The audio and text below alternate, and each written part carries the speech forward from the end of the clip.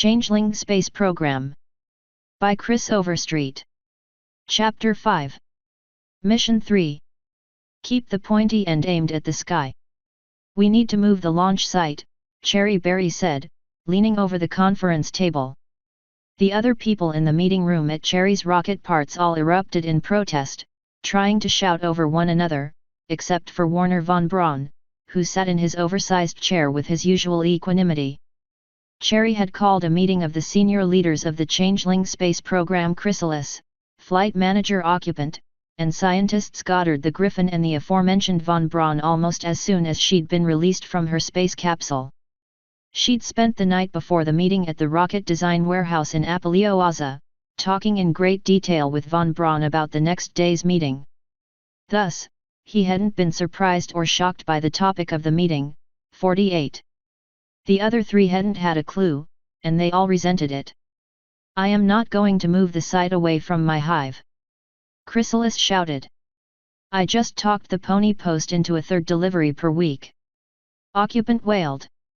"I don't want to fill out 50,000 change of address forms. I can't pull up stakes now," Goddard shouted. "I'm right on the brink of a major breakthrough." These cogent points, of course, drowned each other out and ended up as a mass of noise until Cherry Berry began beating the conference table with her hoof. When the others finally shut up rather than try to shout over an earth pony hitting a heavy wood tabletop, she said, "I didn't say I want to move the launch site, I said we need to." "We certainly do not," Chrysalis snapped. "We're miles and miles away from any pony. No neighbors, no obstacles, nothing but clear skies. And besides," she added, "I need to remain as close to the hive as possible so I can rule my changelings properly. And do you know how hard it was to even get mail service to the hive in the first place?" Occupant snarled. "I've fought like a manticore to get more deliveries out our way. And you want me to undo all that effort? And I don't have time to pack everything up, move somewhere, and start all over from scratch," Goddard snapped. "I'm just a couple of glitches away from being able to put a stackable fuel tank into production." "You're all wrong," Cherry Berry replied. After a lot of shouting and hoof banging, she continued, "You think you have good reasons, but I have better ones. And I'll explain them if you sit down and listen." Slowly, sullenly, the changelings and Griffin did so. The Minotaur, still completely calm, had never left his chair in the first place. "Right," Cherry Berry said. "Now, first things first, the flea motor doesn't have the power to get us into space. My flight speed topped out around twice the speed of sound at engine burnout. That isn't even close to the speed we need to achieve orbit, never mind get to the moon. We need bigger rockets with bigger engines. So we'll get some," Chrysalis shrugged. "It's over 200 miles between Apalioaza and the hive," Cherry Berry replied. "It took 4 changelings each for the space capsule and each flea booster to levitate them back to the hive. And we're going to need bigger engines, bigger fuel tanks, and lots more of them, before we even get out of atmosphere. We need some place easier to get to if we're going to build a moon rocket." End of story. "Couldn't we just build our own railroad line?" Chrysalis asked. "No. We can't afford it." Cherry Berry pulled rolls of blueprints out of a saddlebag and spread them out across the conference table. "What we already need to build is expensive enough." Chrysalis took one look at the blueprints and went as pale as a changeling can. 49. "What is all this?" she asked. "This looks like you want us to build another hive. Above ground, this time. There may be that many ponies in it before we're through," Cherry Berry said, "but no. This is all for the space program." She pointed to a big rectangular building on the roughly sketched layout of the plans. "A vehicle assembly building, tall enough to assemble a rocket with enough thrust to get in orbit, then to the moon." She pointed to a cluster of buildings. "Astronaut training facility, including dormitory space." Another cluster of buildings. "Research and development. This one is low priority, since most of its functions can be run from here." Another large rectangular building with a runway beside it. Aeroplane construction hangar and runway. Also low priority, since we're leaving that entire line of research to Twilight Sparkle and the Griffins, but it'll be useful for me to get around, and visiting Pegasi might want to use it. She pointed to two tiny buildings near the runway. Administration offices and mission control, Cherry Berry said. Small but absolutely necessary. I'm sure occupant is tired of working out of a closet, and I'm sure you will want a proper throne room on site. Finally, she tapped two small spots on the right edge of the chart. And the two most important things, a tracking station so we can maintain communications with what we launch, and the reinforced launch pad, at least 2 miles away from anything else. That way, if something falls off the rocket, or if it explodes on the pad, nothing else gets damaged. How much does all that cost? Chrysalis asked. Cherry pulled a small sheet of paper from the stack of designs. Buildings above the line are must-have soonest, she said. Below the line is low priority. Chrysalis looked at the numbers and did a bit of math. What? She gasped. If we build it all, that's more money than we have. Just your high priority stuff will clean us out. Actually, I think there will be a small margin for operating costs, Cherry Berry said. Anyway, we can get more. Well, I'm not paying it. Chrysalis shouted.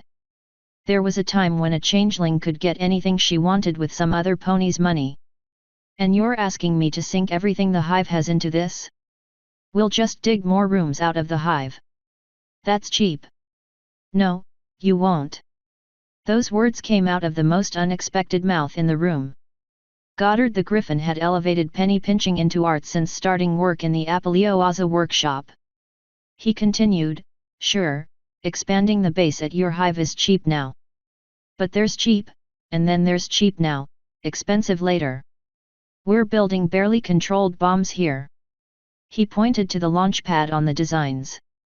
If something fails on my current fuel tank design, say, in a stack of 4 tanks on the rocket, it will be the biggest explosion in Equestria since Tyrex battle with Twilight Sparkle. On bare desert ground it would leave a crater maybe a dozen meters deep.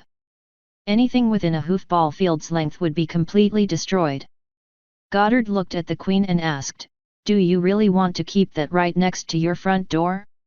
Shoot, do you want it being assembled in your kitchen? He settled back in his chair and added, eventually I'll probably move to the new base, when we outgrow this workshop. But you've already outgrown your base, Your Majesty. The launch pad needs to move, for your own safety. Which raises another point to consider. Warner von Braun leaned forward in his chair. Cherry Berry's flight landed only a few kilometers from its launch point, in empty desert. Even then she was in danger, because she couldn't control where she landed. If she'd hit the side of that mesa instead of the top, Dragonfly would have found herself suddenly promoted to frontline pilot. We need a location where there's nothing downrange of the launch pad except water. We can splash down into water at slightly higher velocities than on land. And as it is, the flea design is on the very limits of landing tolerances. If we make it any heavier, we risk detonating the residual unburned vapors in the tank, with probable loss of pilot. But she's sitting right there. Chrysalis protested. She came down nice and safe. What's the problem? A better way to put it, von Braun rumbled, is that we all got away with it. We might not be so lucky in the future. We need a new rocket design, and soon, but more than that we need a more suitable place to launch from. A place far away from anything irreplaceable, Goddard said. Some place where we can ship in the rocket parts for assembly, Cherry Berry continued. As close to the equator as we can find secure property, von Braun added, to take advantage of equus rotation during launch. 50. Some place where it's easier to talk with the outside world, Occupant added. Chrysalis glared at her subject. ET2. Petty Palp, she asked. Well, I'm sorry, Occupant said. I don't think we should move for the sake of moving. But if moving really makes my work easier, then yes, we should move. Well, we're not. Chrysalis insisted. We'll just make do with smaller rockets. Rockets we can safely assemble and launch at home. We don't need to make them that much bigger, do we? The looks Cherry Berry, Goddard, and Von Braun gave the Queen weren't angry. If anything, they were a bit pitying. Chrysalis would have preferred anger. My launch got up to 540 meters per second, Cherry Berry said. To achieve an orbit of any kind we're going to need to go 6 times that fast. Which means a bigger rocket, Von Braun said. A heavier rocket, added Goddard, which needs more fuel. Which makes it heavier, Cherry Berry added, so it goes slower. And so on. No, Your Majesty, we're a long way from even orbit, never mind the moon. We're going to need very big rockets to get there. And it'll be a lot more expensive, and dangerous, launching them from your hive than it would be to just build from scratch. You're wrong, Chrysalis insisted, crouching in her chair. The rocket's just inefficient. You can make one that goes faster on less fuel. Eventually, sure, Goddard said. But not by that much, and not anytime soon. Or we could wait for Twilight Sparkle, Cherry Berry said, and her magic-powered spaceship. I'm sure she'd. Do not complete that sentence, Chrysalis snarled. All right, Cherry Berry said. Then here's the facts. You're Queen of the Changelings. If you say no, we can't force you to move. But you're also a test pilot. You're training to be an astronaut. Are you willing to put your life in the same danger mine was in? Of course I am. Chrysalis insisted. And I'm going to. As soon as the space capsule's ready and back on an engine, I'm going up in it. Occupant muttered, not the way it is, you're not, Your Majesty. Chrysalis's eyes turned red. Green light flickered up and down her horn. Occupant cringed, ducking under his chair. No, please listen, he insisted. We've got contracts to leave atmosphere and orbit the planet. Those are our current goals. And our current rocket isn't going to get anywhere near to either one. Then find me some new goals. Chrysalis bellowed. You want money? Find contracts that I can fulfill using our existing rocket. If you can show me that we'll get our money back, she added, sweeping the plans for the new space center off the table with one hoof, then I'll build this Tartarus forsaken dream of yours. She leaned forward, staring not at Occupant but at Cherry Berry. But if I don't fly, neither does any pony else. Clear. I'll need some money, whimpered Occupant from under his chair. Chrysalis hissed, 51, her fangs bared as she seldom allowed herself to do. Your Majesty, I don't care. Occupant shouted back. I'm only one changeling. You gave me this job but you don't know what all is in it. I'm not just reading your mail for you. I have to send letters and telegrams to all sorts of ponies. I have to try to figure out what we can and can't do based only on what I'm told. I have to keep track of you and the other pilots, I have to know where the parts are for the next rocket, I have to make sure all the conditions for our contracts are planned for, I have to run down the mission plans, I have to oversee the training because you and Cherry can't do it because you're the ones being trained and there's so much I don't know and don't understand and I am only one changeling. Sticky, slimy tears were running from the trembling changeling's eyes. I need a proper office. I need telegraph service. I need some assistance. I need help and it is going to cost money to get it. I'm sorry, but that's just how it is. As the others watched, Chrysalis's expression softened. Her eyes ceased glowing, returning to their normal green. Finally she slipped out of her chair, pulled Occupant out from under his, and the 3 non-changelings' jaws all dropped. Even Von Braun's. The sight of the ruthless queen of the changelings hugging one of her own, stroking its fins and whispering, I'm sorry, to it, was one none of the 3 would have imagined was even possible in the entire universe of all things. The last time someling did this in front of you, Occupant gasped, trying not to sob. That changeling was faking it, Chrysalis said. He should have known better than to try to fool one of his own kind about emotions. You're not faking it. You were telling the truth. You wanted the best for me, not for yourself. She sighed. And I'm sorry. Once occupant had mostly stopped trembling, Chrysalis stood up. I launch in 6 days' time, she said. Cash whatever checks are outstanding from the Astronomical Society and spend it on whatever occupant needs. She bent back down to the changeling still seated on its haunches on the floor. And you will find me at least one contract that will get us money for my flight, won't you? Yes, my queen, occupant said. And on that excruciatingly melodramatic note the meeting broke up. 52.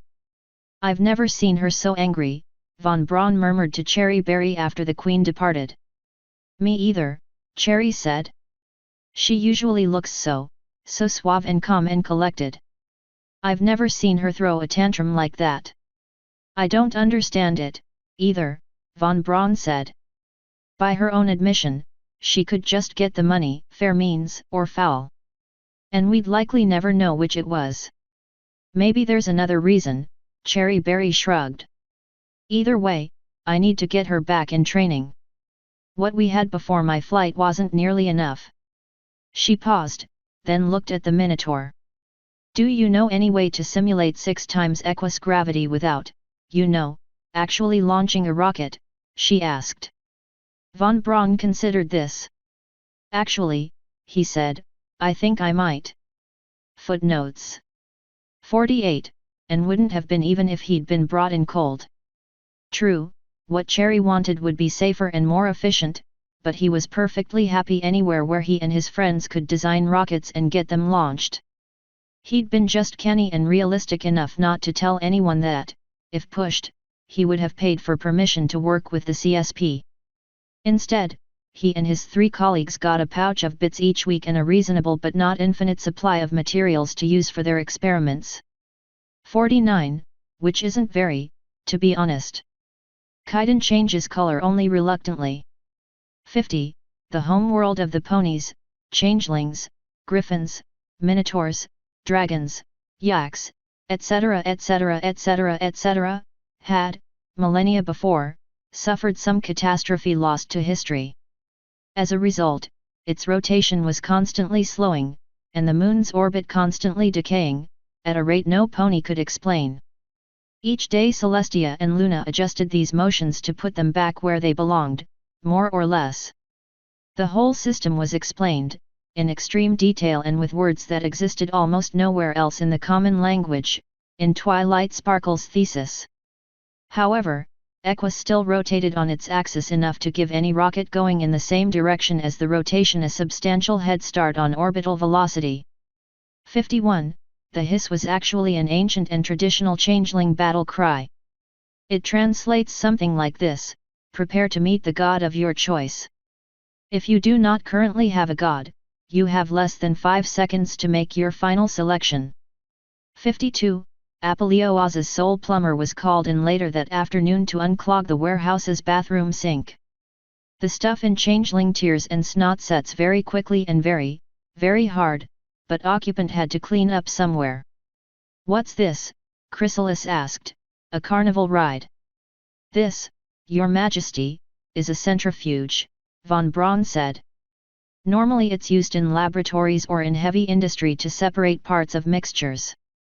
But in this case, he said, pointing to the launch chair and control stick attached to the long arm of the thing, it should give you the sensation of what Miss Berry experienced during her launch.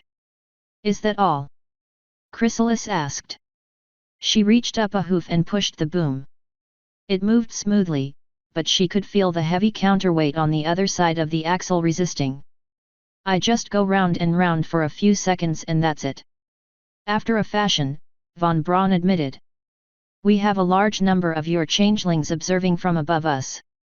At a signal from Miss Berry they will use their magic to set the centrifuge rotating. A gauge will show them how fast you are going, and if my calculations are correct, he added modestly, at a certain speed you will experience 6 times the force of gravity on your body. At which point you will use the stick, he pointed to the controls, to perform the maneuvers you practiced in the simulator last week as Miss Berry's backup pilot. Sounds simple, Chrysalis said. Just let me suit up. A word of caution, von Braun said. Once we start, we aren't stopping until the exercise is done or unless you become unconscious. If this were a real launch, then your shouting at us wouldn't do any good. Best you become accustomed to this here and now. Please, Chrysalis chuckled. I'm not a little hatchling that needs to run to Queen Mommy when something goes wrong. Asterisk. After Cherry Berry gave the order to start the centrifuge, she watched the exercise with interest, letting occupant keep an eye on the tachometer. At first Chrysalis looked confident. Then she looked uncomfortable. Then she looked frightened. Then she looked terrified. And then the shouting started. Abort! Abort! I said stop this thing! Your queen commands you stop at once. And stop! Stop it! Make it stop! And that's enough. I get the idea. Now stop this stupid thing. And stop this right now or I swear I'll tear it apart myself. Are we up to speed yet? Cherry asked quietly between Chrysalis's demands. Not even close, occupant replied. Keep cranking it up, then, Cherry said. Before much longer Chrysalis no longer had the free breath to shout. The pressure of the centrifuge's acceleration was pressing it out of her, crushing her bug body inside her unsealed pressure suit. The marked point on the tachometer was reached, an occupant flipped a switch to activate Chrysalis's controls and begin the simulation. And, to Cherry Berry's surprise, Chrysalis performed the simulation without a hitch. With the final maneuver complete, she let her arms flop back in the acceleration chair. Cut acceleration, Cherry Berry said. Don't slow her down, just let it spin to a stop on its own. The changelings cut off their magic, and the centrifuge began to slow, releasing its pressure on its occupant, allowing her to slump to one side in the chair. Eventually the rotation was slow enough that a feeble trickle of magic from Chrysalis's horn braked it to a complete stop. Limply, weakly, one hoof rose up and hit the quick-release switch on the flight harness, allowing the queen to flop out of the chair and onto the floor below. And then Cherry Berry learned that what happens when a changeling is very, very sick looks quite different than the contents of occupant's mystery goo devices. Chrysalis was still standing over her vomit when Cherry Berry entered the centrifuge chamber. I hope you enjoyed the show, the queen hissed, most of the venom in her voice sapped by exhaustion. Cherry Berry, in her own pressure suit, didn't respond. Instead she hoisted herself up into the centrifuge's chair, fastened the flight harness, and reached down to check the simulator controls. What are you doing? Chrysalis asked. Preparing for my centrifuge run, Cherry Berry replied. This is training, remember? And I'm your backup for this flight. Whatever you do, I do. And this way, Cherry Berry thought, since you're not doing it alone, you won't be humiliated. Much, 53. Yet more evidence that ponies are fools, Chrysalis moaned. I'm going to talk to von Braun. He needs to find some way to make the rocket burn slower, darn it. She wobbled towards the door, adding that was too fast for anything. Footnote 53, Cherry Berry, true to her promise to fly everything first, had tested the centrifuge before Chrysalis had even been told it existed. But more training never hurt. I've got some contracts. Occupant said, waving a wad of papers from one hoof as he fluttered into the throne room. Paying contracts. For money. Well, it certainly took you long enough. Chrysalis was already in her spacesuit, reading her correspondence before the morning's simulator tests. What have you got? It turns out Twilight Sparkle wants more data on the flea booster, Occupant said. She also wants data on our parachute in flight. She's actually paying us to use them one more time and record specific data. Chrysalis smirked. She's paying us to advance our own program, she chortled softly. How delightful. And there's one other contract, occupant said. Several mining companies, and a couple of research teams, have asked us to fly over places that Pegasi won't go. I think I've found one such site close to the hive, close enough for the flea to maybe fly by the site before popping the parachute. I think. Fine, Chrysalis said flatly. And how much money will this net us? Occupant shifted uncomfortably in midair. If we succeed at everything, he said, just about enough to cover my expanded office and build its replacement at the new site. He cringed, backpedaling in the air. I'm sorry, but it was the best I could do. If it's more money than we're going to spend on the flight, Chrysalis said, that's all I asked of you. Without another word she walked past the mission controller, leaving the little buck-toothed changeling to stare after her. Asterisk.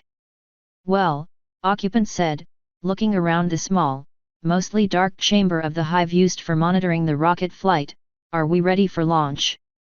I wish we could hear her, Cherry Berry said, staring up at the illusion of Chrysalis's grim face, an icon inset in a larger view of the little rocket on the hive's launch pad.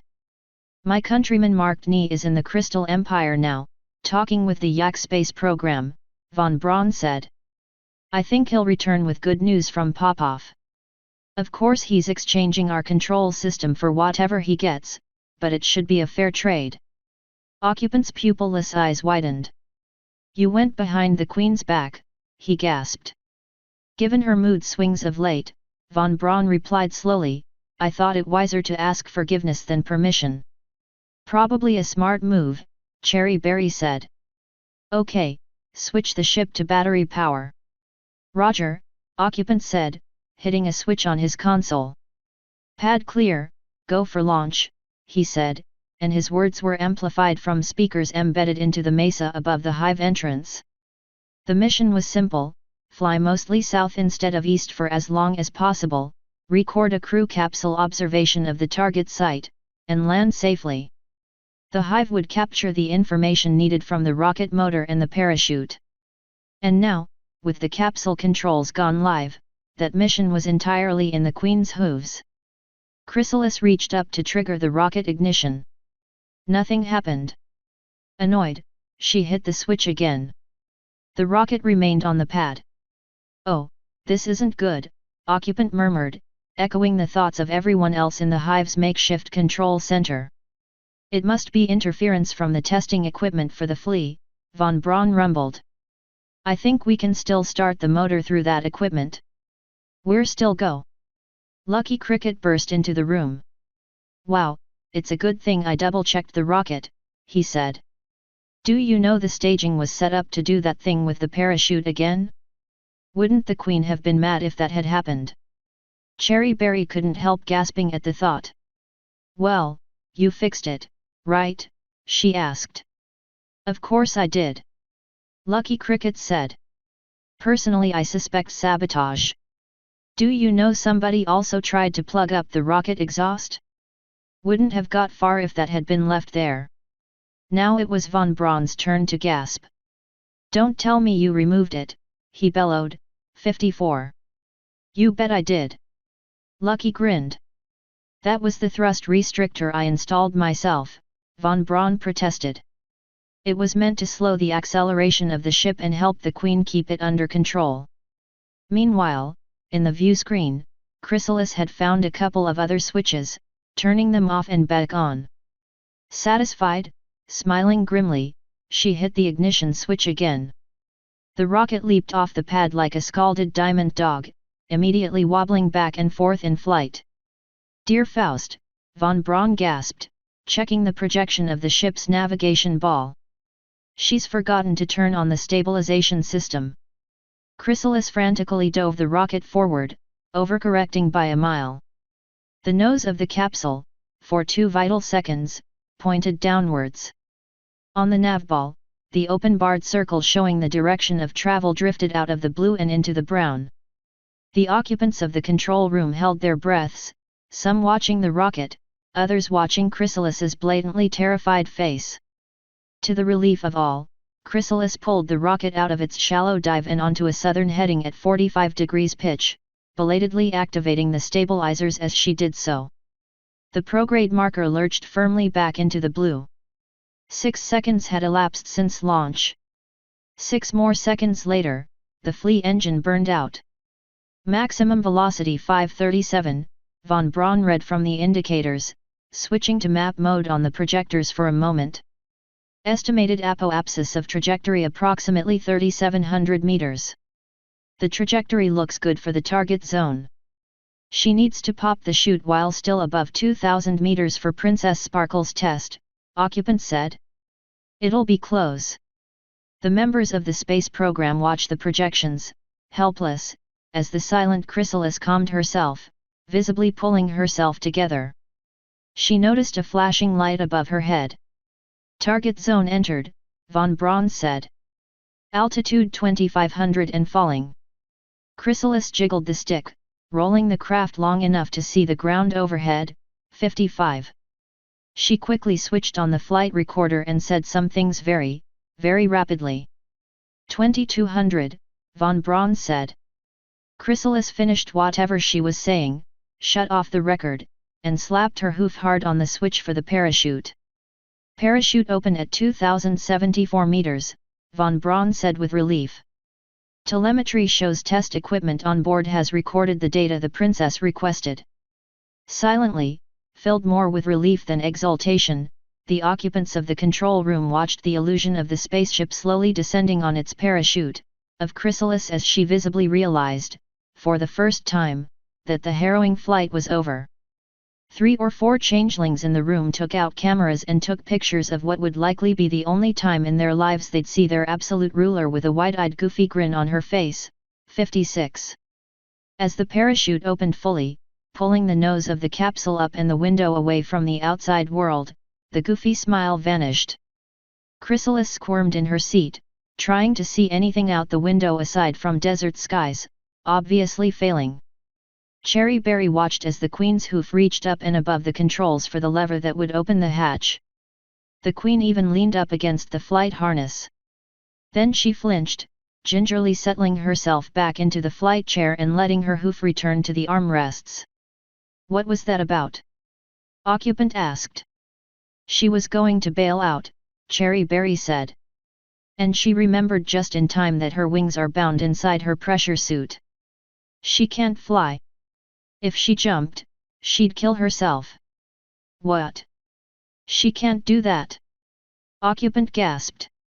I haven't got my nice new office yet. A low chuckle echoed from von Braun. Priorities, he muttered.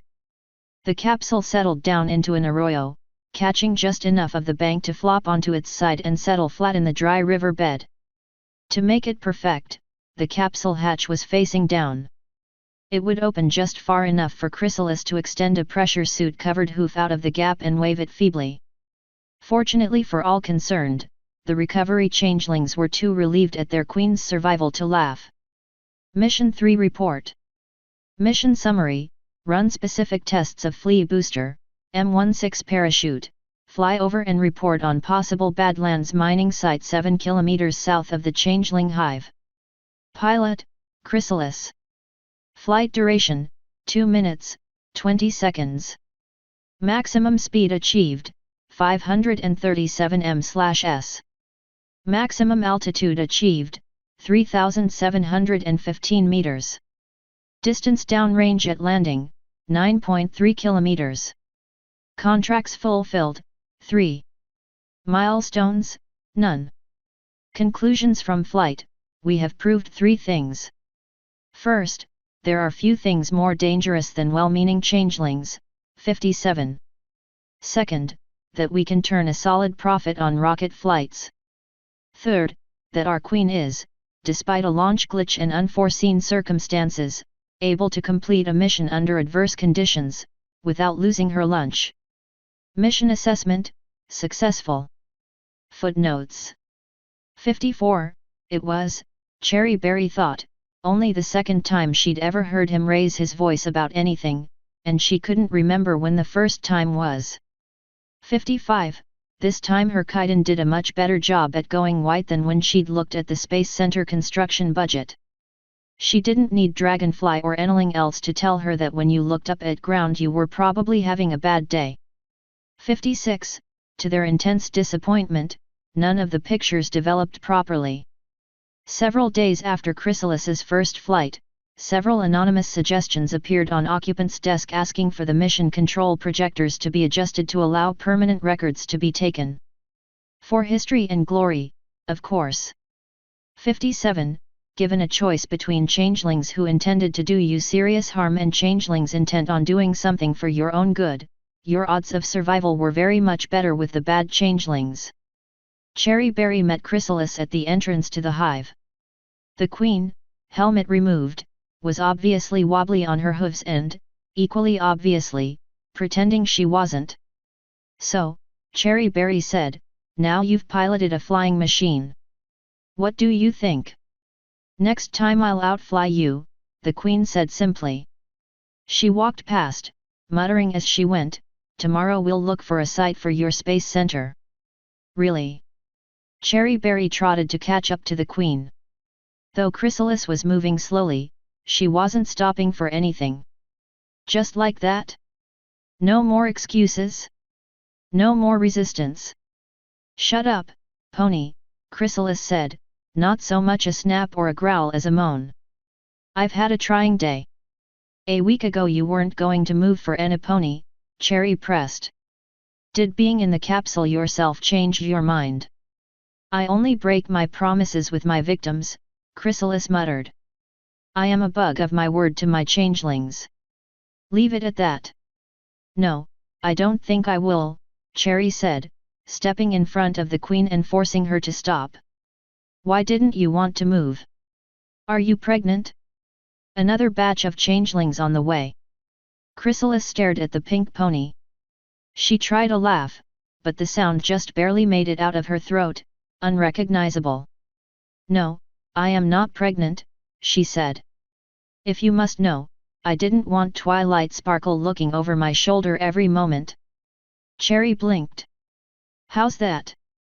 "You must have read the newspaper article," Chrysalis said, having just enough energy to sound a little confused. "Nope." "What article? What newspaper?" "The Manhattan Times dated the day before your launch. We got it in that day's mail. Announced that Twilight Sparkle was going to build a spaceport on South Cape on Horseshoe Bay. They're going to name her base Cape Friendship." She sighed. "The article gave most of the same reasons you had for moving. No innocents under the flight path, easier landing and recovery, rail lines to Baltimore and shipping right up to the pad." The queen slumped forward on her forehooves. "And I just can't bear the idea of having my own base close enough to Sparkles that they could watch me all the time. I like having it here. It's safe here. It's secret here. There's absolutely nothing a changeling hates more than knowing it's being watched." "Oh," Cherry Berry said. "I'm so sorry. I didn't know." She leaned forward. "Hug me and die, pony," the queen hissed. Apparently she still had a reserve of energy after her adrenaline crash after all. "Fine, fine," Cherry Berry shrugged, backing away. "And just so you know," the queen continued, "pity tastes like cold unsweetened cereal that's been left so long in the milk it's gone soggy and disgusting." "I'll try to remember that," Cherry Berry said. **.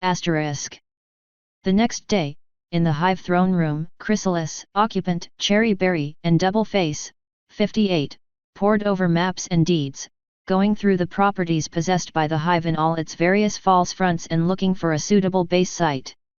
A property on Stallion Island, across the bay from Manhattan, was surrounded by houses and apartment buildings, and in any case it was too far north. A site on a tall mountain in the Griffin territories with a flat peak was considered, then rejected as being too dangerous to the pilots in case of premature rocket shutdown. Chrysalis herself had pointed out a property on Horseshoe Bay on the northern cape, not the southern, but it turned out to be only a couple of acres, far too small for any useful base. And then came two adjacent and partially entangled properties, absorbing most of a tidal fen at the extreme southeastern edge of Celestia's realm. The grassy, wet flatland blended into the forested hayseed swamps to the northwest, while across a broad tidal inlet rose the thicker forests of the forbidden jungles. The property held nothing but an abandoned hayfield about 3 miles square, connected to a small village in the swamps by a road running along the only really firm ground anywhere nearby. "I think this is it," Cherry Berry said. "There's enough solid land to build everything just barely, and the inlet can be dredged for ships to deliver rocket parts." "I recognize that place," Doubleface said. "The Royal Guard used it for training 1 year. Full combat exercises." 59. "This village here," Chrysalis said, pointing to the map. "They've left the name off the map. Do you remember it?" "Sure," Doubleface said. "Not much there, but the food isn't bad. Place is called Or-Eden." Footnotes. 58. Who, despite less than subtle hints from Chrysalis, had not left. His shackles had been removed, he'd received his Royal Guard severance pay of 2 weeks dated from receipt of his one and only coded all-safe message, and free transport to Apalioaza had been offered, and offered again each day. The only reason Chrysalis hadn't propelled the freeloader bodily out the hive door was that Carapace the cook had taken the pony to heart as the only one around except maybe Cherry Berry who appreciates my art. 59. In case there was doubt in anybody's mind, the swamp won. The guard took over 50% casualties in 3 days before training was called off. Author's note. Well, that was relatively quick. Yes, I went for the cheap drama. I wasn't expecting to, but the needs of story and playthrough meant I had to upgrade mission control in KSP so I could take more than 2 mission contracts at a time. Thus Occupant had his moment in the crosshairs of Chrysalis's temper, and his breakdown gets her to back down just enough. All because I wanted more contract slots. There's an animation on YouTube of Kerbals using a centrifuge, just as the early astronauts did, and, I presume, modern ones still do. It's not part of the game, but quite frankly I wanted to give Chrysalis a bit of a hard time. This was definitely her chapter for that. The game fly-through was a bit glitchy. I don't know why, but the normal staging process wouldn't let me activate the engines the usual way. I had to right-click the engine for a manual start, which meant the first time my hand wasn't on the steering controls. The second time I forgot to put the stabilizers on, had the brief dip-de-doo mentioned in the story above, and then leveled off at far too shallow an angle. I never got above 2,000 meters, and thus didn't complete the parachute test contract. The third attempt I got everything right and completed all 3 contracts on the single flight. There is an official map of Equestria. The first version was given out as a promotional freebie by Hasbro. As of Season 5 an expanded version, which includes Starlight's Village, Griffinstone, the Forbidden Jungles where Awitsodal lurks, Yakyakistan, etc., is in the first few pages of the book art of Equestria, which I carry in my day job as a convention vendor. France, Germany, Saddle Arabia, and Mauritania aren't marked anywhere on the map. The Badlands is named, but not the Changeling Hive specifically. I bring the map up to mention, although there are vague similarities to North America, there's neither a Gulf of Mexico nor a Florida peninsula. The southern Cape of Horseshoe Bay is a proper peninsula, but the bay is more an analog of Chesapeake Bay, with Baltimore near its northernmost edge. Nor, incidentally, is there a Or-Eden marked as such on the map, but the hayseed swamps is where Cajun ponies eat apple pies delivered past a certain chimera. And I grew up here in southeast Texas and have visited the Johnston Space Center several times, the first time as a little kid back when civilians could still mostly wander the campus at will. Today you're restricted to the theme park trolley. It is damp, and the center was built on muddy, marshy land very close to Galveston/Trinity Bay. I figure the edge of the hayseed swamps is a good enough fit.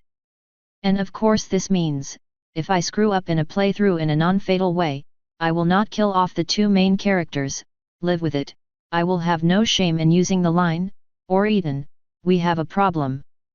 End author's note.